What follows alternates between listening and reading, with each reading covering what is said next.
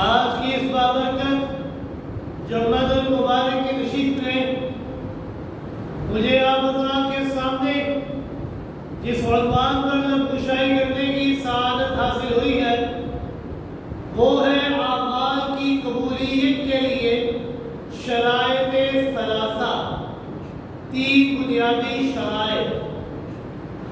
میں دعا کو اللہ رب العزت کی بارگاہ سے کہ رب کائنات مجھے کلمہ حق کو بیان کرنے کی توفیق عطا فرمائے اور بعد میں ہم سب کو اس پر صحیح معنوں میں عمل کرنے کی بھی توفیق عطا فرمائے۔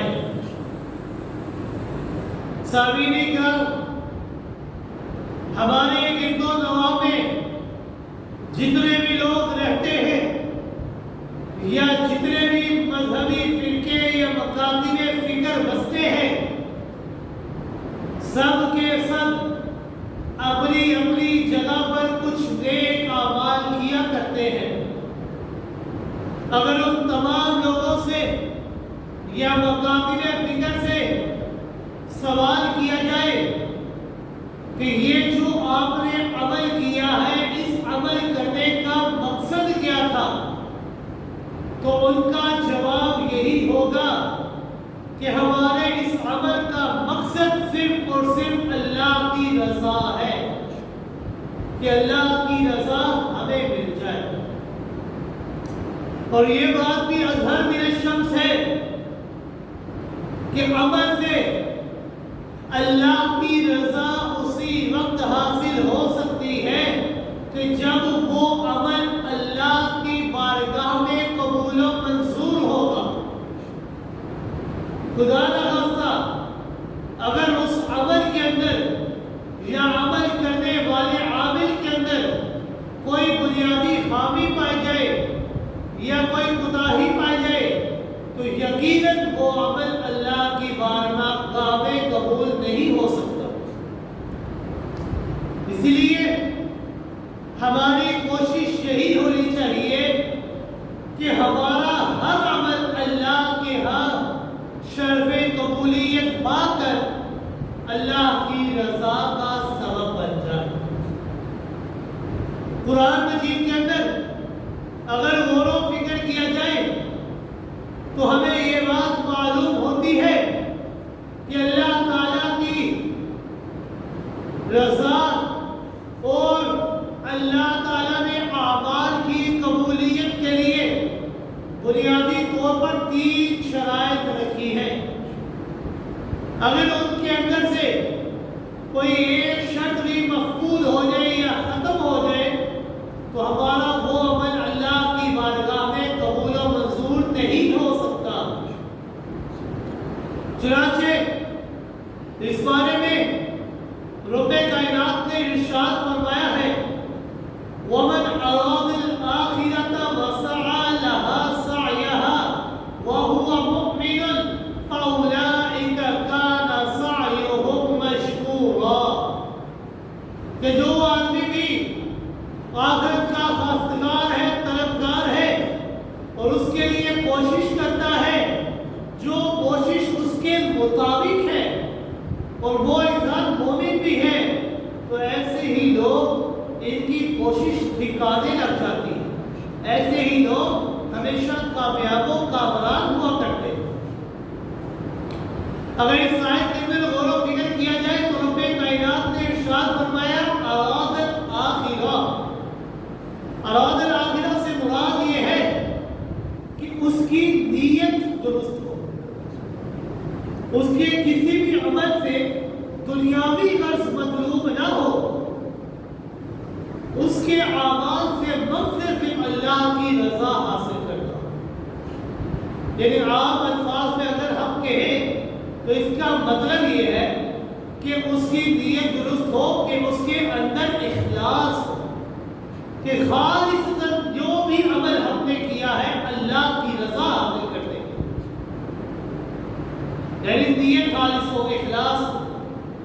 دوسری چیز جو اللہ نے فرمائی وَسَعَى لَهَا سَعْيَهَا، مراد یہ ہے کہ کوشش وہی کرے جو کوشش اس کے لیے مقرر کی گئی ہے، یعنی جو راستہ شریعت نے اس کے لیے تجویز کیا ہے اسی راستے پر عمل کرے.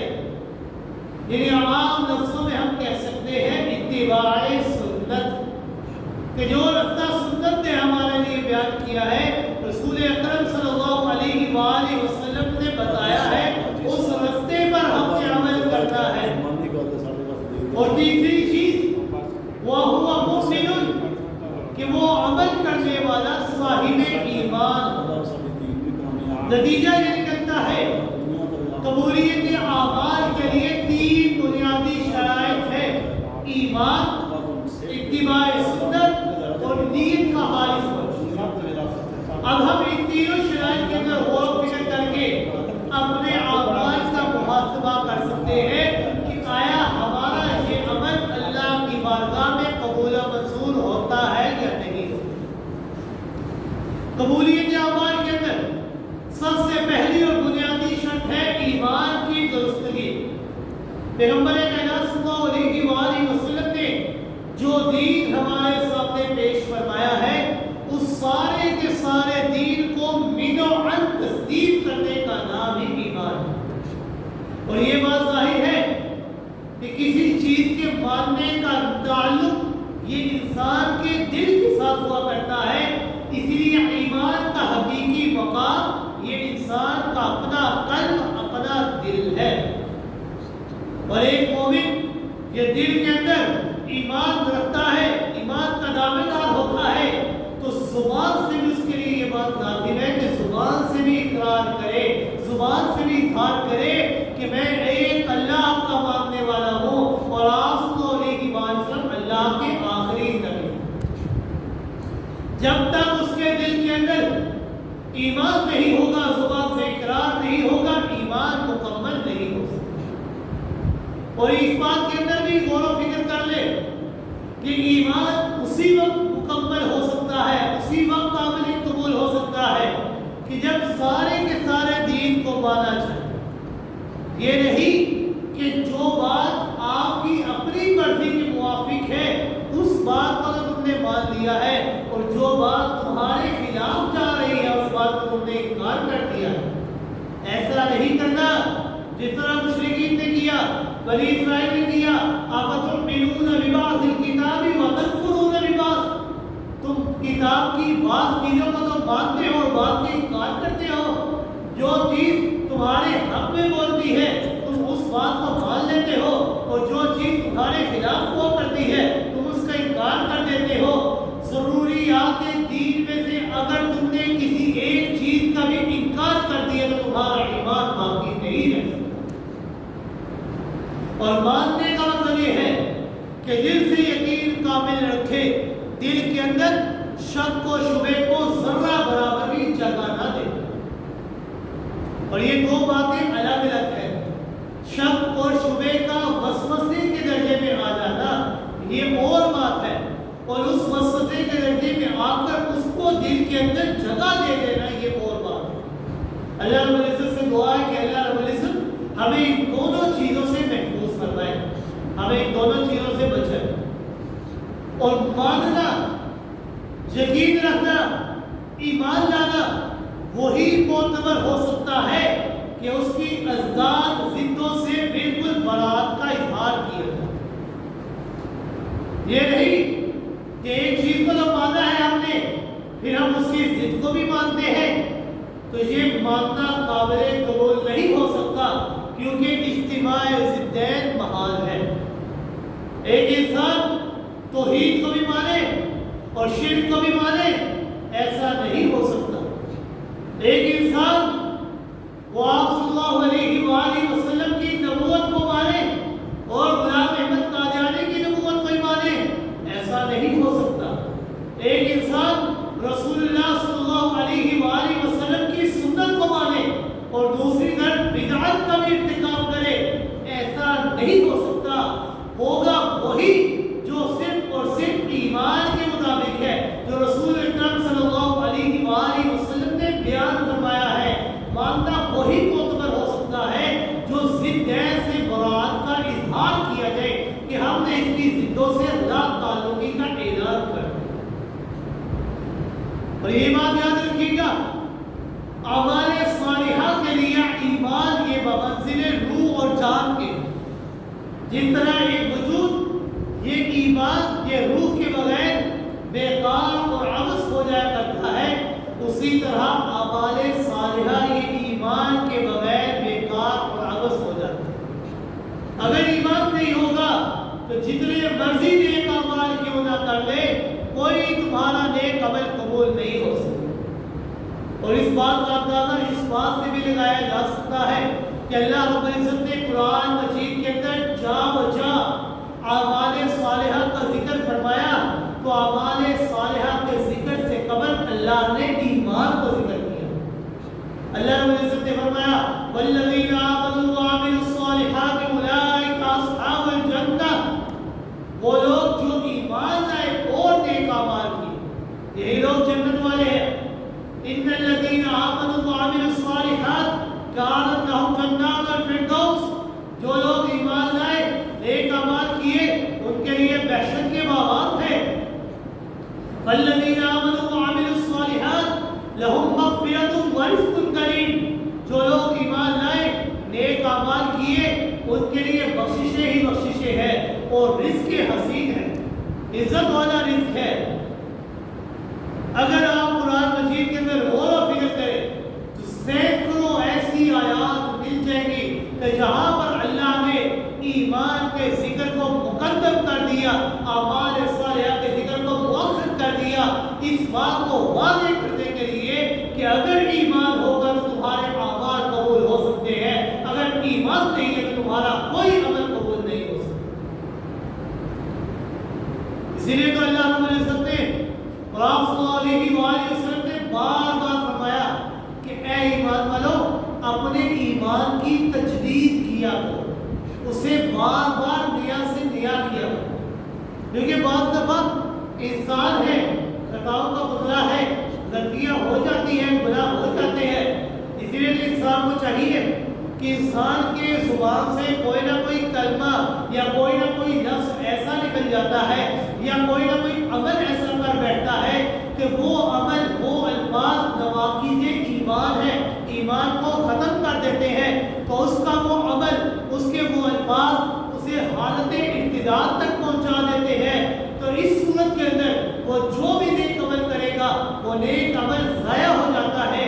اس لیے آپ صلی اللہ علیہ وسلم نے فرمایا کہ اپنے قول و فعل کے اندر تمہیں احتیاط کی ضرورت ہے، اپنے قول و فعل کے اندر تمہیں احتیاط برتنی چاہیے، کیونکہ زبان سے نکلے ہوئے تین الفاظ اور کمال سے نکلے ہوئے تین کبھی واپس نہیں آتے، اور اگر کوئی کسی انسان کو زخم لگ جائے تو وہ زخم تو بعض اوقات درست ہو جایا کرتے ہیں، لیکن زبان سے جو الفاظ ایک بار نکلتے ہیں کسی انسان کو تکلیف پہنچاتے ہیں، ساری زندگی وہ زخم کبھی ختم نہیں ہوتا۔ اس لیے آپ صلی اللہ علیہ وسلم نے فرمایا کہ تم اپنی زبان اور شرمگاہ کی حفاظت کی ضمانت مجھے دے دو، میں تمہیں جنت کی ضمانت دے دوں۔ اس لیے آپ صلی اللہ علیہ وسلم فرماتے ہیں جددوا ایمانکم، اپنے ایمان کی تجدید کیا کرو، بار بار لا الہ الا اللہ محمد رسول اللہ پڑھا کرو، تمہارا ایمان نیا سے نیا ہوتا ہے۔ اور اگر کوئی لفظ یا کوئی عمل ایسا ہو گیا جو نواقض ایمان ہے تو اس ایمان کے کلمے کو کہنے کی وجہ سے تمہارا ایمان دوبارہ سے۔ اور ایمان کے بہت سارے شعبے ہیں، اگر ہم تمام شعبوں کا ذکر کرنے چلے تو وقت ختم ہو جاتا ہے، لیکن آپ صلی اللہ علیہ وآلہ وسلم نے فرمایا الایمان بضع و سبعون شعبہ، کہ ایمان کے 70 سے بھی زیادہ شاخیں ہیں، لیکن آپ صلی اللہ علیہ وآلہ وسلم فرماتے ہیں فَأَفْضَلُهَا قَوْلُ لَا إِلَٰهَ إِلَّا اللَّهُ وَأَدْنَاهَا إِمَاطَةُ الْأَذَىٰ عَنِ الطَّرِيقِ، کہ ان تمام شعبوں میں سب سے اعلیٰ شعبہ، سب سے افضل شعبہ لا الہ الا اللہ محمد رسول اللہ کا کہنا ہے، وَأَدْنَاهَا، اور سب سے کم درجے کا شعبہ إِمَاطَةُ الْأَذَىٰ عَنِ الطَّرِيقِ، راستے سے کسی تکلیف دہ چیز کو ہٹا دے۔ یہ 70 سے زیادہ شاخیں ہیں، سب سے افضل شعبہ لا الہ الا اللہ، اور سب وہ راستے سے کسی تکلیف دہ چیز کو ہٹا دے. اور ان تمام شاہوں کے اندر پیغمبر کائنات صلی اللہ علیہ وآلہ وسلم کے پاس حضرت جبریل امین آتے ہیں. آپ صلی اللہ علیہ وآلہ وسلم نے حضرت جبریل علیہ السلام سے سوال کیا. حضرت جبریل نے سوال کیا اللہ کے رسول صلی اللہ علیہ وآلہ وسلم من ایمان، ایمان کیا ہے؟ تو آپ صلی اللہ علیہ وآلہ وسلم نے 6 چیزوں کا ذکر کیا ہے جن 6 چیزوں کو ہم ایمان مفصل کے نام سے یاد کیا کرتے ہیں. کہ آپ صلی اللہ علیہ وآلہ وسلم نے فرمایا ان تؤمن باللہ وملائکتہ وکتبہ ورسلہ والیوم الآخر والقدر خیرہ وشرہ من اللہ تعالی والبعث بعد الموت. کہ ایمان یہ ہے کہ تو ایک اللہ کے اوپر ایمان لیا، اللہ کے فرشتوں کے اوپر ایمان لیا، اللہ کی کتابوں کے اوپر ایمان لیا، اللہ کے رسولوں کے اوپر ایمان لیا، قیامت کے دن کے اوپر ایمان لیا، اور اچھی بری تقدیر کے اوپر ایمان لیا کہ ایسی تقدیر کہ میری زندگی کے اندر جو بھی آ رہا ہے وہ اللہ کی طرف سے آ رہا ہے. کسی کے چاہنے یا نہ چاہنے سے کچھ نہیں ہوتا وہی ہے جو مقصود خدا. اگر غور و فکر کیا جائے تو تمام کے تمام عقائد ان 6 عقائد کے اندر آ جاتے ہیں کہ اگر یہ انسان مان لے تو انسان کے اعمال صحیح ہو جاتے ہیں. اور آپ صلی اللہ علیہ وآلہ وسلم نے اگر ان 6 عقائد کو اور مختصر کیا جائے تو 3 ایسے عقیدے سامنے آ جاتے ہیں جنہیں امہات العقائد کہا جاتا ہے. امہات العقائد کا نام دیا گیا ہے ان کو. وہ 3 عقیدے: عقیدہ توحید، عقیدہ رسالت، عقیدہ قیامت. یہ 3 ایسے عقیدے ہیں کہ پیغمبر کائنات صلی اللہ علیہ وآلہ وسلم نے اپنی 13 برس کی مکی زندگی کے اندر جن 3 عقائد کے اندر سب سے زیادہ زور دیا ہے وہ یہی 3 عقائد ہیں: عقیدہ توحید، عقیدہ رسالت، عقیدہ قیامت. پورا قرآن کے اندر غور و فکر کر لے، قرآن مجید کو کھول کر دیکھ لے، جتنی بھی مکی صورتیں ہیں ان تمام صورتوں کے اندر سب سے زیادہ زور دیا گیا ہے کہ انہی 3 عقائد کے اندر زور دیا کہ یہ 3 عقائد اپنے درست کر لیں. اور مشرکین مکہ وہ اپنے قوم میں بھی کچھ نیکیاں کیا کرتے تھے. ہر سال وہ حج کیا کرتے تھے، وہ روزے بھی رکھا کرتے تھے، نمازیں بھی پڑھا کرتے تھے، بیت اللہ کا طواف بھی کیا کرتے تھے، حاجیوں کی خدمت کیا کرتے تھے، اور ان کو صدقوں بھی لایا کرتے تھے، بیواؤں اور یتیموں پر خرچ بھی کیا کرتے تھے، بڑے بڑے مہمان نواز تھے. لیکن یہ ساری نیکیاں ان کی برباد ہو گئی. کیوں برباد ہو گئی؟ کیونکہ ان کے اندر ایمان موجود نہیں. ایمان انہوں نے قبول نہیں کیا تھا. اللہ رب العزت نے فرمایا اولئک حبطت اعمالهم وفی النار هم خالدون. یہ ایسے لوگ ہیں انہوں نے بڑی بڑی نیکیاں کی ہیں لیکن ان کے تمام اعمال کو میں اللہ نے ضائع کر دیا ہے. وفی النار هم خالدون، اور وہ ہمیشہ ہمیشہ کے لیے جہنم کی آگ کے اندر چلے. کیوں؟ کیونکہ ان کے اندر ایمان موجود نہ تھا. ایمان انہوں نے نہیں کی لائی کرائی. نیک عمل جتنے مرضی کر لیں اگر ایمان نہیں ہوگا تو کوئی نیک عمل بھی قابل قبول نہیں ہو سکتا.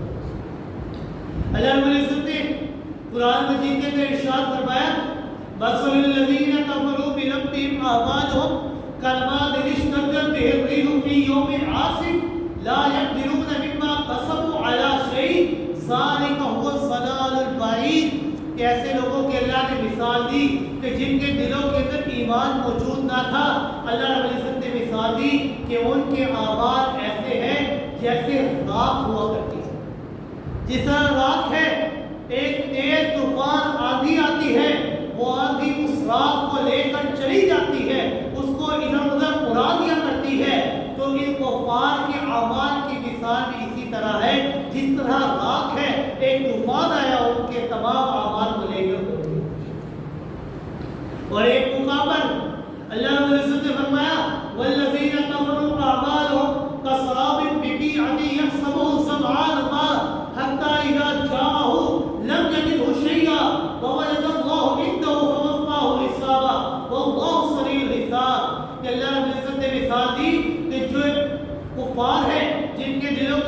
ایمان موجود نہیں ہے ان کے اعمال کی مثال ایسے ہے کہ جیسے کوئی ایک شخص صحرا کے اندر سفر کر رہا ہے اور اس کے پاس پانی موجود نہیں ہے تو چمکتی ہوئی ریت ذرات اسے یوں محسوس ہوئے گویا کہ وہ پانی ہے، وہ بھاگتا ہوا اس کے پاس جاتا ہے، لیکن جب اس کے پاس جاتا ہے تو جا کر دیکھتا ہے کہ وہ پانی نہیں بلکہ مٹی ہوا کرتی ہے، اسے دھوکہ مل جاتا ہے۔ تو اسی طرح اللہ رب العزت نے فرمایا کہ جو انسان نیک اعمال کرتا ہے اگر اس کے اندر ایمان موجود نہیں ہے تو اس کے اعمال بھی اس کو ایسے ہی ملتے ہیں کہ جیسے بڑے ہی خوبصورت ہے، لیکن جب وہ قریب جا کر دیکھتا ہے تو اعمال نہیں ہوتے، اس کے اعمال ضائع ہو جاتے ہیں، اور قیامت کے دن جب اللہ حساب کریں گے تو اس کے نامہ اعمال میں کوئی بھی نیکی نہیں ہوگی۔ واللہ سریع الحساب، اور اللہ رب العزت نے تنبیہ کرتے فرمایا، انسان کو سمجھایا اے انسان واللہ سریع الحساب، میں اللہ جلد حساب لینے والا ہوں۔ یہ نہ سوچ رہا کہ میں نے تمہیں دنیا کے اندر بیچ دیا ہے، میں اب حساب نہیں لوں گا، میں نے تمہیں یوں ہی چھوڑ دیا ہے۔ اللہ نے فرمایا واللہ سریع الحساب، میں اللہ تمہارا جلد حساب لوں گا، اور جب اللہ حساب لیں گے تو اللہ کی پکڑ سے کوئی چھڑانے والا نہیں ہوگا۔ لہذا ابھی بھی وقت ہے اپنے ایمان کو اور اپنے اعمال کو درست کرنا، اور میرے نافذ خیال کے مطابق مشرکین مکہ کی سب سے بڑی نیکی، سب سے بڑا اچھا عمل ان کا بیت اللہ کی تعمیر کرنا تھا۔ ایک عام سی مسجد کو تعمیر کرنا یہ کتنی بڑی نیکی ہے۔ کیا صلی اللہ علیہ وآلہ وسلم نے فرمایا من بنا للہ مسجدا بنا اللہ بیتا فی الجنہ، کہ جو انسان اس دنیا کے اندر اللہ کا گھر، اللہ کی مسجد کو تعمیر کرتا ہے، اللہ رب العزت جنت کے اندر اس کا گھر تعمیر کر دیتا ہے۔ ایک عام سی مسجد کا یہی مقام ہے، تو بیت اللہ کی تعمیر کا کیا مقام ہوگا؟ مشرکین مکہ انہوں نے بیت اللہ کی تعمیر کی، اور کس جذبے کے ساتھ، کس خلوص کے ساتھ انہوں نے بیت اللہ کی تعمیر کی۔ حلال اور پاکیزہ کمائی اس کے اوپر لگائی تھی، حلال کی رقم اتنی موجود نہ تھی کہ وہ اس سارے کے سارے کمرے کو تعمیر کر سکتے، لیکن انہوں نے اس کمرے کو مکمل تعمیر نہ کیا کیونکہ حلال کی رقم موجود نہ تھی۔ انہوں نے مشتبہ رقم حرام کی کمائی اس کے اوپر لگانا گوارا نہ کیا، یعنی کس قدر انہوں نے سختی سے اس بات کے اوپر عمل کیا کہ ہم نے حرام کی کمائی اس کے اوپر نہیں لگا۔ اور خدا کی قدرت ان کی چھوڑی ہوئی جگہ آج بھی حدیث کی شکل میں ہمارے سامنے موجود ہے کہ انہوں نے حلال کی کمائی لگائی تھی، حرام کی کمائی نہیں لگائی۔ اور اس بات کے اوپر بھی ہمیں اللہ کو شکر ادا کرنا چاہیے کہ کوئی عام انسان تو بیت اللہ کے اندر داخل ہو کر نماز ادا نہیں کر سکتا۔ اللہ رب العزت نے یہ ہم عام انسانوں کے لیے وہ جگہ چھوڑ دی ہے کہ تم وہاں پر جا کر نوافل ادا کرو تو بیت اللہ کے اندر نماز پڑھنے کا ثواب ملے۔ یہ جگہ اللہ نے ہمارے لیے چھوڑ دی۔ اللہ رب العزت نے ایمان نہ ہونے کی وجہ سے ان کی اس تعمیر اور اس خلوص کو بھی بےقرار کرا کہ یہ تم نے تعمیر کی ہے یہ بھی بیکار ہے، کوئی قبول نہیں ہوئی۔ اللہ رب العزت نے فرمایا اجعلتم سقایۃ الحاج وامارۃ المسجد الحرام کمن آمن باللہ والیوم الآخر وجاہد فی سبیل اللہ لا یستوون عند اللہ، تم نے حاجیوں کو پانی پلانا، مسجد حرام یعنی خانہ کعبہ کی تعمیر کرنا، اس کو ایسے ہی سمجھ لیا ہے کہ جیسے کوئی انسان جو اللہ کے اوپر اور روز آخرت کے اوپر ایمان لاتا ہے اور جہاد فی سبیل اللہ کرتا ہے، نا لا یستوون عند اللہ، یہ دونوں لوگ اللہ کی راہ میں برابر نہیں ہو سکتے۔ وہ جتنی مرضی نیک اعمال کیوں نہ کر لے، بیت اللہ کی تعمیر کیوں نہ کر لے، اگر ایمان نہیں ہوگا تو کوئی نیکی ان کی قبول نہیں ہو سکتی۔ اعمال صالحہ کی قبولیت کے لیے سب سے پہلی شرط ہے تو وہ ہے ایمان، جس بات کو اللہ نے واضح کر دیا ہے وَمَنْ أَرَادَ الْآخِرَةَ وَسَعَى لَهَا سَعْيَهَا وَهُوَ مُؤْمِنٌ فَأُولَٰئِكَ كَانَ سَعْيُهُمْ مَشْكُورًا۔ اعمال کی قبولیت کے لیے تین بنیادی شرط ہے، ایمان اور دوسرا ہے اتباع سنت، اور تیسرا ہے نیت کا خالص ہونا۔ اگر ایمان نہیں ہوگا تو کوئی عمل قبول نہیں ہو سکتا۔ اور ایمان کے اندر سب سے محتم شان عقیدہ ہے، عقیدہ توحید۔ قرآن مجید کے اندر اور دیگر آسمانی کتابوں کے اندر جتنی بھی کتابیں ہیں، اگر غور و فکر کر لیا جائے اور جتنے بھی انبیاء آئے، تمام انبیاء کی بعثت کا مقصد ہی دعوت توحید ہے۔ اور آپ صلی اللہ علیہ وآلہ وسلم کی بعثت کی غرض و غایت بھی وہ عقیدہ توحید ہے کہ آپ نے توحید کی دعوت دینی ہے، اور توحید کی ضد ہے شرک۔ اگر ذرا برابر میں شرک آ جائے تو عقیدہ توحید ختم ہو جاتا ہے۔ توحید چونکہ ایمانیات کی اساس اور بنیاد ہے، اسی لیے اس کے ختم ہونے سے انسان کے تمام اعمال ضائع ہو جاتے ہیں۔ اللہ رب العزت نے ایمان کا مقام انسان کو سمجھانے کے لیے قرآن مجید کے اندر ایک مقام پر 18 انبیاء کرام کا ذکر کیا۔ اللہ رب العزت نے 18 انبیاء کرام کے ناموں کو ذکر کیا، اس کے بعد ان کے باپ دادا اولاد کا ذکر کیا، اور آگے اللہ رب العزت نے فرمایا وَلَوْ أَشْرَكُوا لَحَبِطَ عَنْهُمْ مَا كَانُوا يَعْمَلُونَ کہ اگر یہ لوگ بھی میں اللہ کے ساتھ شرک کرتے تو میں اللہ ان کے اعمال کو بھی ضائع کر دیتا۔ یعنی کتنی بڑی بات، 18 انبیاء کے اللہ نے نام لیے، ان کے باپ دادا اولاد کے نام لیے اللہ نے، پھر فرمایا اگر یہ بھی میں اللہ کے ساتھ شرک کرتے میں اللہ ان کے بھی اعمال کو ضائع کر دیتا ہوں، تو تم کیا چیز ہو۔ صرف اتنا ہی نہیں، اللہ رب العزت نے تو ایک مقام پر سید الاولین والآخرین، خاتم النبیین والمرسلین جناب محمد رسول اللہ صلی اللہ علیہ وآلہ وسلم کا مخاطب کرتے ہوئے ارشاد فرمایا لَئِنْ أَشْرَكْتَ لَحَبِطَ عَنْهُمْ مَا كَانُوا يَعْمَلُونَ کہ اگر آپ بھی میں اللہ کا ساتھ شرک کرتے تو میں اللہ آپ کے اعمال کو بھی ضائع کر دیتا۔ وہ خاتم النبیین پیغمبر ہے، وہ نبی ہے، آخری رسول ہے۔ اللہ نے ان کے متعلق فرمایا اگر وہ بھی شرک کرتے میں اللہ ان کے اعمال کو ضائع کر سکتا ہوں، تو ہم آپ سے انسان کیا چیز ہے۔ اور یہ بات روز روشن کی طرح واضح ہے کہ انبیاء کرام تو شرک کا خاتمہ کرنے کے لیے آئے تھے۔ ان کے نفوس قدسیہ سے شرک کا صدور محال ہے۔ اللہ رب العزت نے یہ مثال صرف اور صرف ہمیں سمجھانے کے لیے دی ہے کہ بالفرض اگر وہ شرک کرتے، اور یہ شرک اتنی مضر اور اتنی بری چیز ہے، اگر وہ بھی میں اللہ کا شرک کرتے میں اللہ ان کے اعمال ضائع کر سکتا ہوں، تو تم کیا چیز ہو۔ اگر تم نے بھی میں اللہ کا شرک کیا تو میں اللہ تمہارے اعمال کو بھی ضائع کر سکتا ہوں۔ اور اعمال کے صالحہ کی قبولیت کے لیے دوسری شرط ہے اتباع سنت، کہ تم نے اس رستے کے اوپر عمل کرنا ہے کہ جو رستہ رسول اکرم صلی اللہ علیہ وآلہ وسلم نے بیان فرمایا، اور پیغمبر کائنات صلی اللہ علیہ وآلہ وسلم نے زندگی کے ہر موڑ پر ہماری رہنمائی فرمائی۔ وہ چاہے بڑے بڑے معاملات کیوں نہ ہو، چھوٹے سے چھوٹے معاملات میں بھی آپ صلی اللہ علیہ وآلہ وسلم نے ہماری رہنمائی فرمائی۔ آپ صلی اللہ علیہ وآلہ وسلم نے ہمیں سونے جاگنے کے آداب سکھائے ہیں، ہمیں اٹھنے بیٹھنے کے آداب سکھائے ہیں، ہمیں پانی پینے کے آداب سکھائے ہیں، کھانا کھانے کے آداب سکھائے ہیں، حتیٰ کہ آپ صلی اللہ علیہ وآلہ وسلم نے ہمیں پیشاب اور پخانہ کرنے کے تھوکنے کے آداب بھی ہمیں سکھائے۔ زندگی کے ہر موڑ پر اگر رہنمائی کی ضرورت ہے تو آپ کی سیرت کے اندر غور و فکر کر لو، ہر موڑ کے اندر تمہیں رہنمائی ملے۔ آپ جانتے ہیں کہ اللہ تبارک و تعالیٰ کو ہمارے کسی عمل کی ضرورت اور احتیاج نہیں ہے، اس نے ہمیں جانچنے کے لیے پیغمبر کائنات صلی اللہ علیہ وآلہ وسلم کی زندگی کو، سیرت کو ہمارے لیے ایک رول ماڈل اور نمونہ بنایا اور ہمارے سامنے رکھ دیا ہے، اور پھر ہمیں آپ صلی اللہ علیہ وآلہ وسلم کی اتباع کا حکم دے دیا ہے۔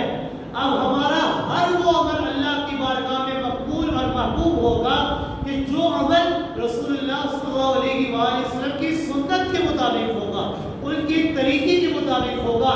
اگر کوئی عمل ان کی سنت اور طریقے سے ہٹ کر ہوگا تو وہ عمل اللہ کے ہاں قبول نہیں ہو سکتا۔ اور اللہ رب العزت نے فرما دیا ہے قل ان کنتم تحبون اللہ فاتبعونی، اگر تم اس بات کے دعوے دار ہو، اس بات کا دعویٰ کرتے ہو کہ تم ایک اللہ سے محبت کرتے ہو، تو لہذا تمہارے لیے شرط یہ ہے فاتبعونی، تمہیں میں محبت کی اطاعت کرنی ہوگی، میں محمد کے بتائے ہوئے راستے پر عمل کرنا ہوگا۔ اگر تم نے میرے راستے کو چھوڑ کر اللہ سے محبت کا دعویٰ کیا تو تمہارا کوئی عمل قابل قبول نہیں ہو سکتا، تمہارا وہی عمل قبول ہوگا جو میں محمد کے بتائے ہوئے طریقے کے مطابق ہو۔ پیغمبر اللہ صلی اللہ علیہ وسلم نے خود ارشاد فرمایا لا یؤمن احدکم حتی یکون ہواہ تبعا لما جئت بہ، تم میں سے کوئی شخص اس وقت تک مومن نہیں ہو سکتا جب تک کہ تمہارا ہر عمل میں محمد کے لائے ہوئے شریعت اور دین کے مطابق نہ ہو، تمہاری تمام خواہشات میں محمد صلی اللہ علیہ وسلم کے بتائے ہوئے طریقے کے مطابق ہو۔ اور ایک موقع پر آپ صلی اللہ علیہ وسلم نے فرمایا من احیا سنتی عند فساد امتی فلہ اجر مئات شہید، کہ جو انسان میں محمد رسول اللہ صلی اللہ علیہ وسلم کی ایک سنت کو زندہ کرتا ہے تو ایک سنت کو زندہ کرنے کی وجہ سے اللہ رب العزت اس بندے کو 100 شہیدوں کا ثواب عطا فرماتے ہیں، صرف ایک سنت کو زندہ کرتے ہیں۔ اور آپ کی سنتیں تو بہت ساری ہیں، چھوٹی سے چھوٹی سنت بھی اگر انسان زندہ کرتا ہے اللہ 100 شہیدوں کا ثواب عطا کرتے ہیں۔ سلام پھیلانا یہ آپ صلی اللہ علیہ وسلم کی سنت ہے کہ سلام پھیلایا کرو، جو بندہ بھی تمہیں ملے تمہیں چاہیے اس کو سلام کیا کرو، چھوٹا ہے بڑا ہے کوئی بھی ہے تمہیں چاہیے سلام کرو۔ آج کل ہمارا انسان وہ کیا کرتا ہے اپنے جان پہچان والوں کو تو سلام کر دیتے ہیں، لیکن جس سے جان پہچان نہیں اسے سلام نہیں کرتے، بس رستے سے یوں ہی گزر جایا کرتے ہیں۔ آپ صلی اللہ علیہ وسلم نے فرمایا کہ اگر جان پہچان ہو یا نہ ہو سلام پھیلانا تمہارا کام، سلام پھیلایا کرو، یہ آپ کی سنت ہے، اسے زندہ کرنا چاہیے دوبارہ، اور جو انسان اسے زندہ کرے گا اسے 100 شہیدوں کا ثواب ملتا ہے۔ اس طرح بہت ساری ڈھیروں سنتے ہیں۔ اور آپ صلی اللہ علیہ وسلم نے فرمایا کہ میں محمد کے بتائے ہوئے طریقے کے مطابق تم نے اپنی زندگی کو گزارنا ہے، جو انسان میں محمد کے بتائے ہوئے طریقے کے مطابق اپنی زندگی کو بسر نہیں کرے گا وہ چاہے جتنی مرضی نیکیاں کر لے اس کی کوئی نیکی قبول نہیں ہو سکتی۔ اور سنت کی ضد ہے بدعت، اگر کوئی شخص اتباع سنت اختیار کرنا چاہتا ہے تو اسے بدعت سے لازماً اپنے آپ کو بچانا چاہیے، بدعت سے اپنے آپ کو روکنا چاہیے، اور آپ کی سنت بالمقابل جو کچھ بھی ہے وہ بدعت ہے۔ پیغمبر کائنات صلی اللہ علیہ وسلم نے فرمایا خیر الہدی ہدی محمد صلی اللہ علیہ وآلہ وسلم وشر الامور محدثاتها، بہترین نمونہ اور بہترین سیرت یہ پیغمبر کائنات صلی اللہ علیہ وآلہ وسلم کی سیرت ہے، اور نئے گھڑے جانے والے کام یہ بڑے مذموم ہے، یہ بدعت ہے، ان سے تمہیں اپنے آپ کو روکنا چاہیے۔ اور آپ صلی اللہ علیہ وسلم فرماتے ہیں کہ علماء کرام نے فرمایا کہ جو انسان ایک بدعت کا مرتکب ہو جاتا ہے تو ایک بدعت کا مرتکب کی وجہ سے اللہ رب العزت ایک سنت کو اس دنیا سے اٹھا لیتے ہیں، یعنی بدعتی صرف بدعت کا مرتکب نہیں ہوتا بلکہ اس بدعت کی وجہ سے اس کائنات سے ایک سنت بھی اٹھا لی جاتی ہے، وہ ایک سنت سے بھی محروم ہو جاتا ہے۔ لہذا اعمال کی قبولیت کے لیے 3 شرائط: ایمان، اتباع سنت اور نیت کا خالص ہونا۔ پہلی شرط ہے ایمان، ایمان ہوگا تو اعمال صالحہ قبول ہوں گے۔ دوسری شرط اتباع سنت، نبی کریم صلی اللہ علیہ وآلہ وسلم کے بتائے ہوئے طریقے کے مطابق اپنی زندگی کو بسر کرنا ہے۔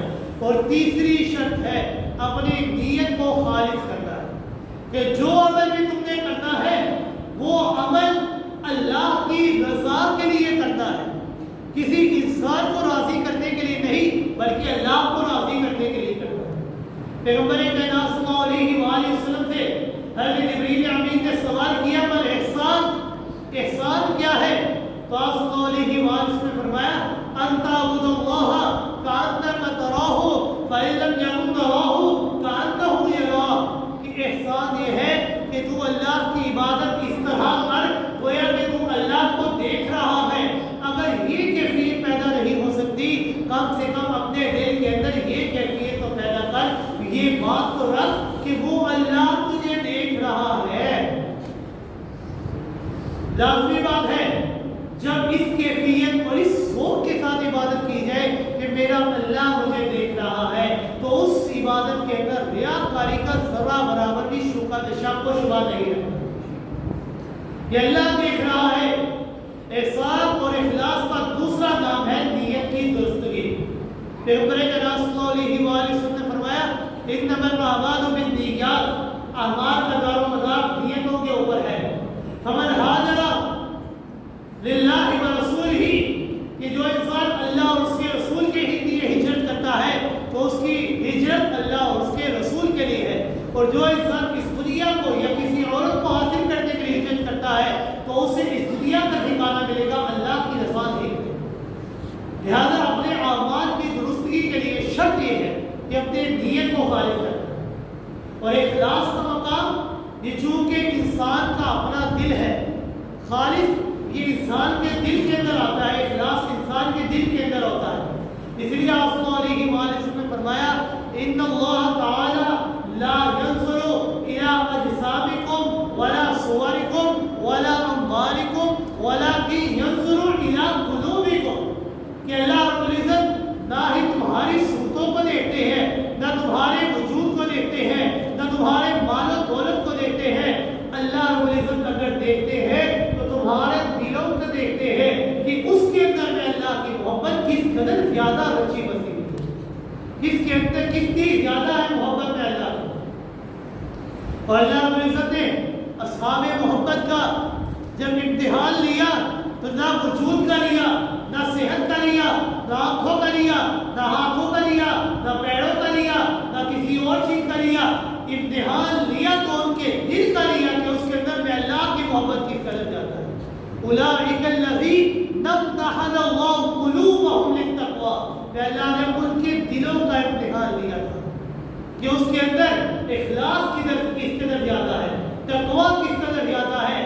جب اللہ نے امتحان لیا، پھر اللہ نے جب اپنے ان کے دلوں کے اندر اللہ کی محبت کو دیکھ لیا تو پھر اللہ نے فرمایا اولئک هم الصادقون، اولئک هم الصدیقون، اولئک هم المفلحون، اولئک حزب اللہ رضی اللہ عنہم ورضوا عنہ، کہ اللہ ان سے راضی ہو گیا، وہ میں اللہ سے راضی ہوں۔ کوئی بھی عمل اسی وقت قبول ہو سکتا ہے کہ جب انسان کی اپنی نیت خالص ہو، اور اخلاص کی ضد ہے ریاکاری۔ ریاکاری کے اندر اللہ کی رضا مطلوب نہیں ہوتی، ریاکاری کے اندر غیر اللہ کی رضا مقصود ہوا کرتی ہے۔ اسی لیے اس ریاکاری کو بھی شرک کے ساتھ تعبیر کیا گیا ہے کہ ریاکاری یہ شرک ہے۔ اللہ رب العزت نے قرآن مجید کے اندر ارشاد فرمایا فمن كان يرجو لقاء ربه فليعمل عملا صالحا ولا يشرك بعبادة ربه احدا، کہ جو شخص اپنے پروردگار سے ملنے کی امید رکھتا ہے اسے چاہیے نیک اعمال کرے، اور نیک اعمال کرے تو اپنی رب کی عبادت کے اندر کسی اور کو شریک نہ ٹھہرائے۔ یہ نہ سوچے فلاں بندہ مجھے دیکھ رہا ہے تو میں نے اپنے سجدے کو طول دے دیا ہے، فلاں بندہ مجھے دیکھ رہا ہے میں نے اس کو 10 روپے زیادہ دے دیے ہیں، فلاں بندہ مجھے دیکھ رہا ہے تو میں نے رو رو کر اللہ کے سامنے ہاتھ اٹھائے ہیں۔ یہ شرک ہے ریاکاری۔ اور ایک مقام پر آپ صلی اللہ علیہ وآلہ وسلم نے فرمایا اخوف ما اخاف علیکم الشرک الاصغر، قالوا یا رسول اللہ صلی اللہ علیہ وآلہ وسلم ما الشرک الاصغر، قال الریا۔ آپ صلی اللہ علیہ وآلہ وسلم نے فرمایا کہ اے صحابہ کرام، مجھے سب سے زیادہ تمہارے بارے میں خوف ہے تو شرک اصغر کا خوف ہے۔ صحابہ کرام نے سوال کیا یا رسول اللہ صلی اللہ علیہ وآلہ وسلم ما الشرک الاصغر، شرک اصغر کیا ہے؟ تو آپ صلی اللہ علیہ وآلہ وسلم نے فرمایا الریا، ریاکاری یہ شرک اصغر ہے۔ اور صحابہ کرام فرماتے ہیں كنا نعد الرياء على عهد رسول الله صلى الله عليه وآله وسلم الشرك الأصغر، کہ رسول اللہ ریاکاری کو شرک اصغر شمار کیا کرتے تھے۔ یہ نہیں، شرک اصغر کا معنی ہے چھوٹا شرک، اس کا یہ مطلب نہیں ہے کہ اس کا گناہ بہت چھوٹا ہے، ہم کرتے بھی نہیں تو کوئی خاصا نقصان نہیں ہوتا۔ اس کا مطلب یہ ہے کہ یہ وجود کے لحاظ سے تو چھوٹا ہے لیکن اثر کے لحاظ سے چھوٹا نہیں ہے۔ مطلب یہ ہے کہ ہم کرتے بھی رہتے ہیں اور ہمیں پتہ بھی نہیں چلتا، ہم نیک اعمال کرتے بھی رہتے ہیں لیکن اس ریاکاری کی وجہ سے ہمارے سارے نیک اعمال ضائع اور برباد ہو جاتے ہیں۔ ایک موقع پر آپ صلی اللہ علیہ وآلہ وسلم مسجد نبی میں تشریف فرما تھے، صحابہ کرام کو دیکھا کہ وہ مسیح دجال کے بارے میں گفتگو کر رہے ہیں اور اس دور کے فتنے شاد کر کے انتہائی خوف زدہ ہو رہے ہیں۔ آپ صلی اللہ علیہ وآلہ وسلم نے فرمایا الا اخبرکم بما هو اخوف علیکم انی من المسیح الدجال، کہ صحابہ کرام میں تمہیں ایسی چیز کے بارے میں خبر نہ دوں جو تمہارے لیے مسیح دجال سے بھی زیادہ خطرناک ہے۔ صحابہ کرام نے فرمایا یا رسول اللہ کیوں نہیں؟ تو آپ صلی اللہ علیہ وآلہ وسلم نے فرمایا الشرک الخفی، پوشیدہ شرک، چھپا ہوا شرک۔ صحابہ کرام نے فرمایا الشرک الخفی، اللہ کے رسول صلی اللہ علیہ وآلہ وسلم شرک خفی کیا ہے؟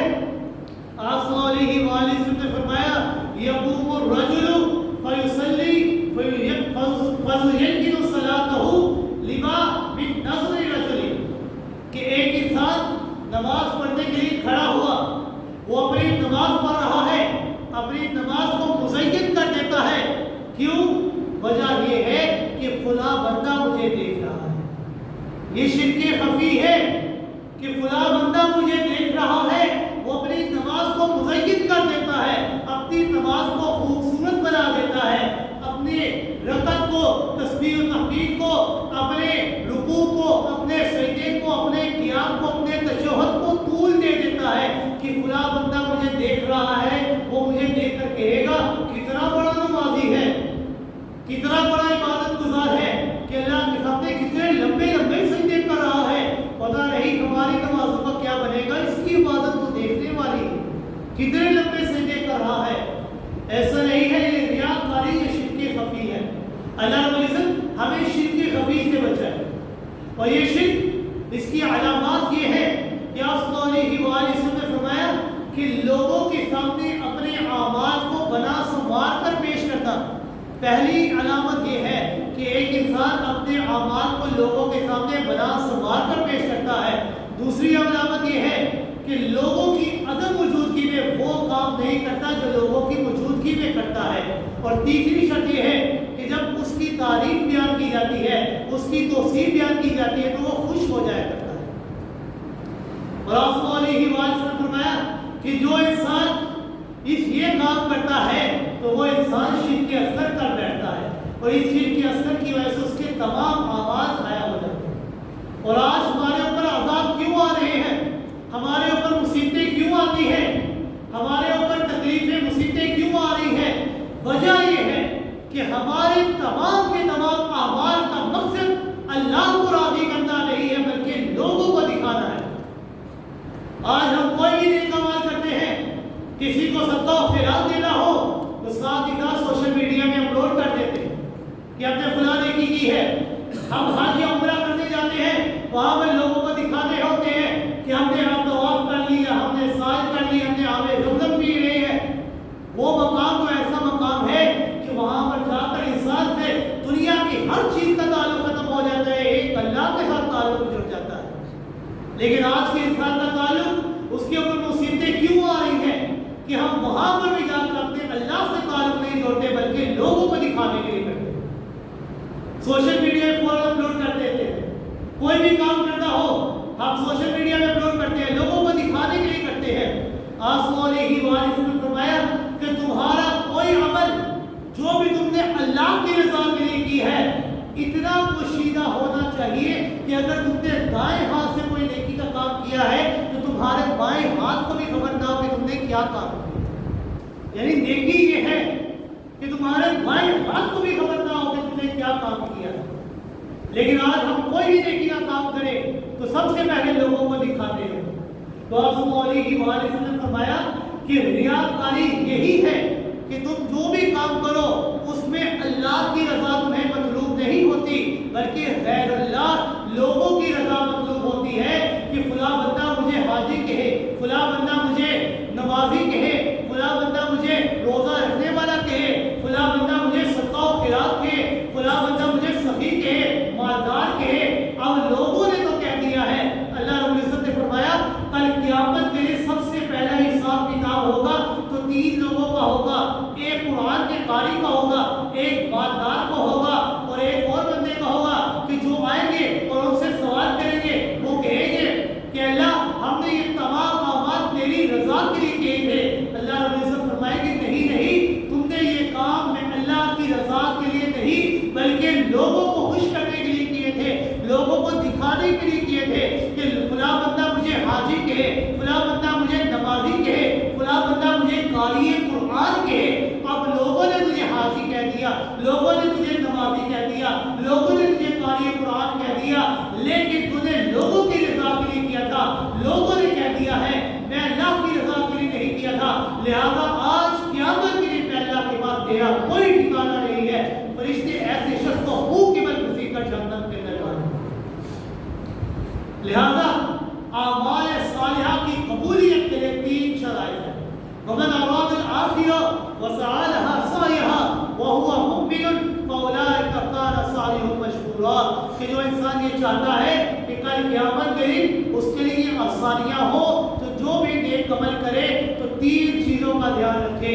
پہلی چیز ایمان اس کے اندر موجود ہو، دوسری چیز جو بھی عمل کرے سنت کے مطابق عمل کرے، شریعت نے جو راہ تجویز کی ہے اس راہ کے مطابق عمل کرے، اور تیسری چیز ہے جو کام کرے اللہ کو